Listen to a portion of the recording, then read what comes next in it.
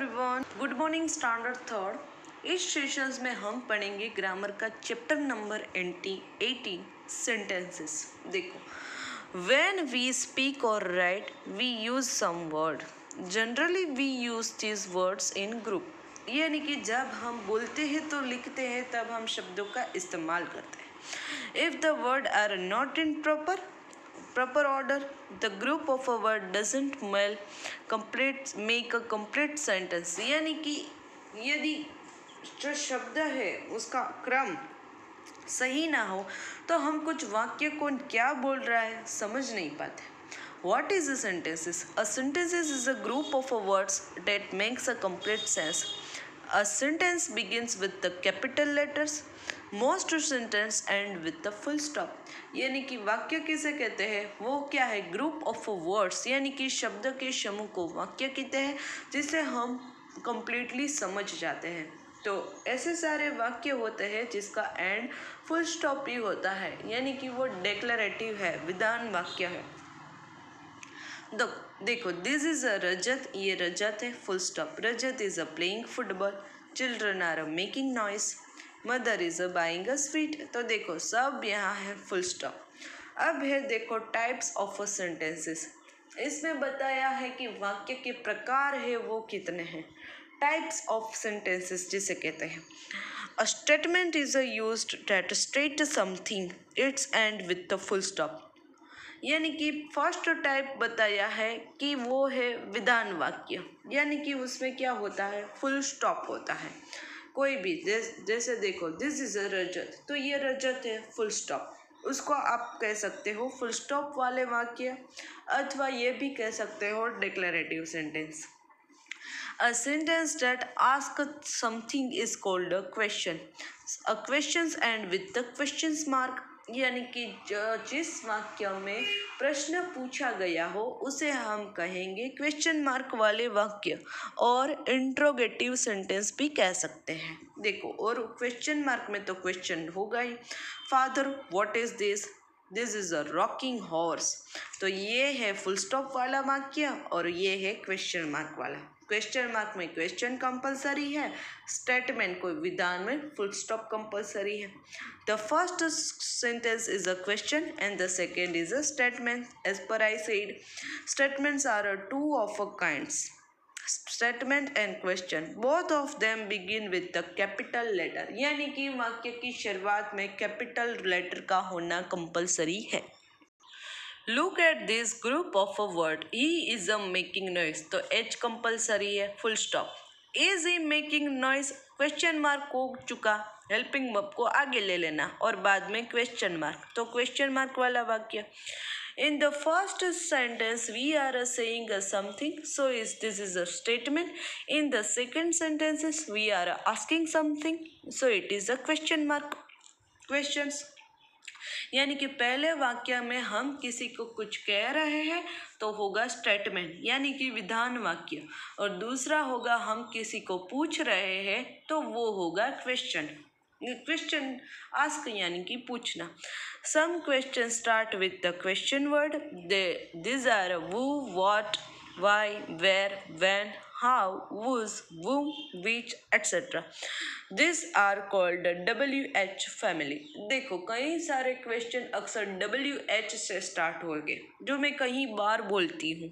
देखो, तो उसको हम WH फैमिली भी कह सकते हैं। ये वो यानी कि व्हाट, वो यानी कि कौन, व्हाट यानी कि क्या, वाई यानी कि क्यों, वेयर यानी कि कहाँ, व्हेन समय बताएगा किस, कहाँ, कितने समय, हाउ यानी कि कितना, वुज पोजीशंस दिखाएगा ये किसका है वो। वो is a making a noise, where are you going, आप कहाँ जा रहे हो, तो ये हो गए WH वाले क्वेश्चन। अब देखो नेक्स्ट टाइप है imperative sentence. What is a imperative sentence, ये भी बहुत इजी है। An imperative sentence give a direct command, यानी कि कमांड देते हैं। टीचर क्लास में आते हैं तो स्टूडेंट को कहते हैं सिट डाउन, कमांड दिया बैठने का, स्टैंड अप। कमांड है, तो उसको ऐसे कमांड वाले वाक्य को हम कहेंगे imperative. It can end with full stop, उसका एंड भी फुल स्टॉप से होगा। We observe that in this sentences an order, a command, an advice, a suggestions और अ रिक्वेस्ट। यानी कि इम्पेरेटिव सेंटेंस में कहीं बार कमांड होगा जैसे स्टैंड अप, रिक्वेस्ट होगी please give me your pen, please आएगा, रिक्वेस्ट ऑर्डर करना बैठ जाओ, क्लोज द डोर, डोर बंद कर दो, ऑर्डर, लाइक डैट। किसी को कोई सजेशंस देना, तुम में ये अच्छा रहेगा, तुम में ये अच्छा नहीं रहेगा, तुम पर ये ड्रेस सूटेबल है, तुम पर ये ड्रेस सूटेबल नहीं है, imperative. Always speak the truth, command दे दिया, हमेशा सच बोलना चाहिए। Give me a glass of order, order दिया, मुझे एक ग्लास पानी दो। Close the curtain, curtain close करो, कमांड इस तरह। Look at the following sentence, तो ये तीसरा टाइप हुआ इम्पेरेटिव। फोर्थ टाइप, फर्स्ट होगा स्टेटमेंट, सेकेंड होगा क्वेश्चन, थर्ड इम्पेरेटिव, फोर्थ देख लो explanation, exclamatory. Look at the following sentence. What is a exclamatory sentences? An explanation shows strong feeling or emotions. It's end with an exclamation mark. जैसा हमने अभी अभी interjections में पढ़ा, alas the puppy is dead, यानी कि बहुत दुख की बात है कि पपी की डेथ हो गई, कोई कुत्ता के बच्चे। आउच इट्स हर्ट मी, देखो मुझे हर्ट्स हुआ, इंजरी हुई, तो ये अलास, आउच, ये वंडरफुल, वाओ, ये सारे को हम कहेंगे एक्सक्लेमेटरी सेंटेंस। एक्सक्लेमेटरी सेंटेंस में इंटरजेक्शंस की तरह ही है, एलएस के पीछे आपको एक्सक्लेमेशन मार्क, ये उद्गार चिन्ह जिसको बोलते हो, वो डालना कंपलसरी है। अब देखो आगे, सम sentences there were not or no in them are called a negative sentence, यानी कि जिस वाक्य में no और not का इस्तेमाल होगा उसको हम कहेंगे नेगेटिव सेंटेंस। देखो हमीद इज़ हैप्पी, यानी कि हमीद बहुत खुश है, पर लेकिन हमें यह कहना है कि हमीद खुश नहीं है, तो वहाँ क्या करना है, नॉट लगा देना है। Hamid is not happy, simple. उसी तरह my father is going to America, my father is not going to America. Rahul has a lot of money, Rahul has not lot of money, sorry Rahul doesn't have a lot of money. तो यहाँ हुए ये negative form. Negative form में आपको no और not का इस्तेमाल करना है, किसके पीछे, हेल्पिंग वर्ब के पीछे अक्सर होगा। वी यूजुअली प्लेस नॉट और नॉट आफ्टर हेल्पिंग वर्ब, जैसा मैंने कहा कि हेल्पिंग वर्ब के पीछे नॉट और नो का इस्तेमाल होगा। तो यहाँ इस चैप्टर का एक्सप्लेनेशन होता है कंप्लीट। देखते हैं इसकी exercise A. Join the words in a column A to correct ones in column B to form a meaningful sentences. Meaningful sentence किसको करने के लिए कॉलम E को कॉलम B के साथ मैच करना है। Last week visit the temple. Tarun and Varun, sorry first में आएगा last week we went to a Nainital. Tarun and Varun visits the temple every, Tarun and Varun works hard for examinations. Every Sunday I visit the temple. My mother gave him a new camera. The sunshine, देखो the sun is very hot today.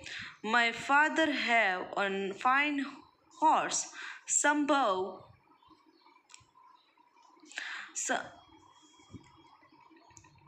comes home after a sunset. India Gate is in Delhi. Ramayana is the holy book of Hindus. There are 12 months in the year. तो ये हुए meaningful. अब देखो exercise P, tick right the line date make a complete, यानी कि यहाँ जो sentence complete है उस पर राइट वरना wrong. Rahul goes to school, right. He flies, wrong. Played evening. Wrong. Raju completed his homework. Right. यहाँ देखो विजय likes hockey. Right. Night at. Wrong. Missed by bus. Wrong. Rimpy is skipping. Right. Ayush is watching a cartoons. Right. The earth is round. Right. Exercise the C देखो. Underline the most suitable word to complete the sentence. यानी कि यहाँ जो words है वो suitable है उस पर हमें टिक करना है और underline. A letter is the